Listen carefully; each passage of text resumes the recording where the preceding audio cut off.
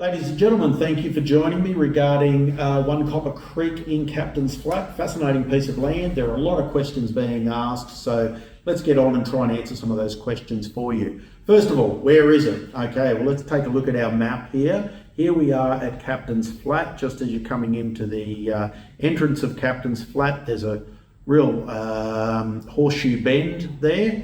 And at that horseshoe bend, there is the railway station, and just above that railway station, you will find the land. So you're approximately 2 kilometres into Captain's Flat itself, and then once you're in Captain's Flat, obviously you've got the police station, local school, and amenities such as the RSL Club, and newly to reopen once again is the Captain's Flat Hotel, home of the longest bar in the southern hemisphere at some stage. So let's talk specifically about the land at Captain's Flat. We'll zoom in on this just a touch and give you a better picture of it. So what we're selling here is approximately 2.16 hectares, approximately 5 acres in old money. And some of the questions first and foremost is, how do you get onto this land? So this is a question that's come up a few times. A chap by the name of Bruce has asked us, what kind of access does this property have? Can you drive a vehicle onto it? Well,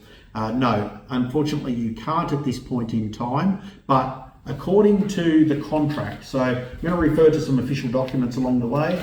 Number one is the contract that we are quite willing to send through to you for your reference. And if you shoot through to the contract, you will see a copy of the plan, and part of that plan is you'll see the roadway which is designated to get on there. Now, this is something you should talk over with your legal representative. So it's not something to just take at will. Take a look at your legal representative and just confirm that it is to your satisfaction that you'll be able to access the land. So when we look at it on the mapping system here, what we can see is that here we've got Copper Creek Road coming through. This is the right of access according to the contract that we've got, and then this leads you up to the land through here. Now, at the moment, one of the ways to be able to take a look at this block is to simply park in at where the railway station is and be able to just cross the railway lines. Of course, they're defunct, but you can come up and look at the land up here on the hill. Now, when you come to the land, what you can be sure of is when you see one of my for sale signs on a fence, then you are actually looking at a piece of the land at this stage. So obviously one on the left-hand border, one on the right-hand border, or clearly one on the more northern end, one on the more southern end. So the land itself has obviously been sliced out of this larger piece through here, which is through 8 Copper Creek. It wraps itself around the railway station and above it. So that's what you're actually looking at there. Some of the photos that you'll see is it does have outstanding views. It's a lovely aspect from the top of the, well, not even from the top of the land, but just as you range over it. There is a gully that sort of intersects through there that's full of blackberries, and then largely the fencing is complete. So there are elements where there is no fencing, and you need to have a look at that. It would be an interesting question to see whether or not there is a practical way to be able to access this land permanently in the future by being able to get a right of access across the railway line. Now, as the railway line is no longer functional, that may be a possibility, but certainly there's no warranty on my behalf as to whether you can do that. It's just something I'd be looking at if I was the owner of it, as it is only 50 metres from the front of that block to the actual driveway to the Captain's Flat Road. So it is quite close through that way, and maybe much more practical than the existing land. Let's jump on and answer some of the more pressing questions that we've had. And we have had a fair few that have come through. First of all, regarding price. What's this property going to sell for? So let's discuss what a no reserve auction is. So the clue is in the title, there is no reserve. That means that when the property opens at auction, the highest bidder will be the buyer. Okay, we won't be seeking instructions from the owner to see if we're in a position to sell. The owner has already agreed that the property will sell to the highest bid when the final bidding stages commences, which is what you typically call the auction. And once the bidding stops, the highest bidder is the buyer. So the next part of that question is, well, John, you must know roughly what this property is worth. This is something that's come up a fair bit. Look, when we're pricing property, we need comparables. So when you're looking at a comparable, you're looking to say, well, this property is similar in size, similar in location, and similar in features. And here's the facts of the matter. There's nothing similar that we can find. So if you have something similar and I'm missing it, by all means, throw it at me. But at the end of the day, what the owners are looking for here is just simply market price. And market price will be determined by the auction. So we've got approximately 6 weeks of auction period, pre-auction period, I mean.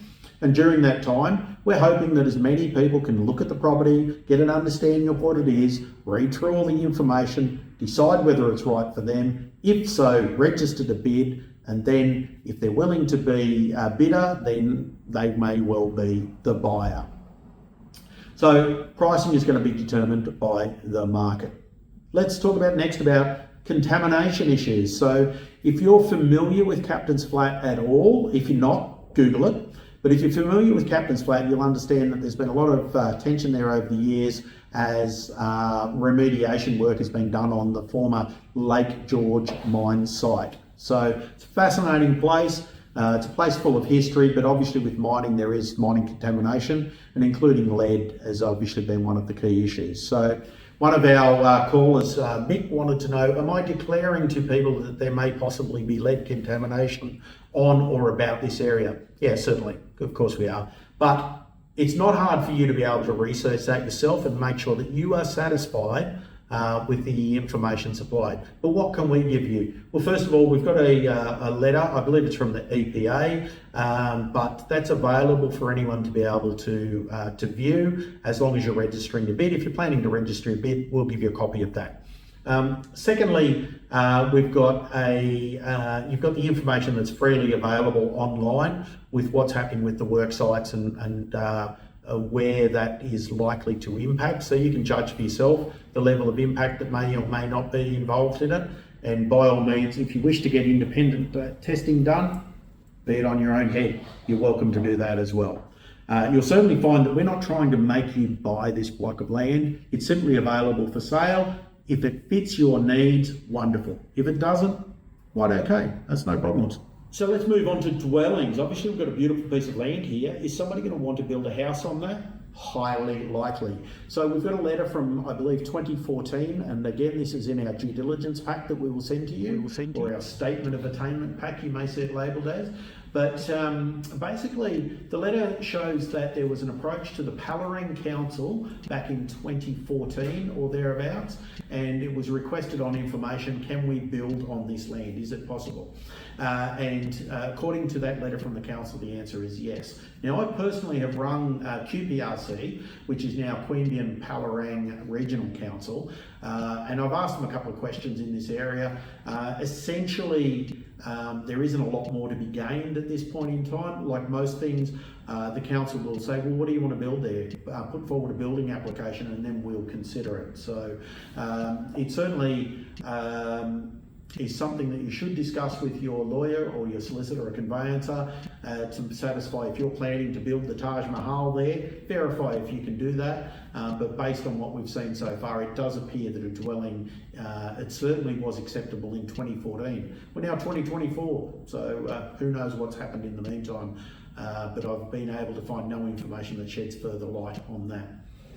Access to the block. Access to the block is difficult at the moment, so as we've discussed, there is a right of access that is included in the contract, but we don't want you going onto personal land, and I'd certainly advise that unless you know where you're going, please do not try and ramble around out on somebody's block.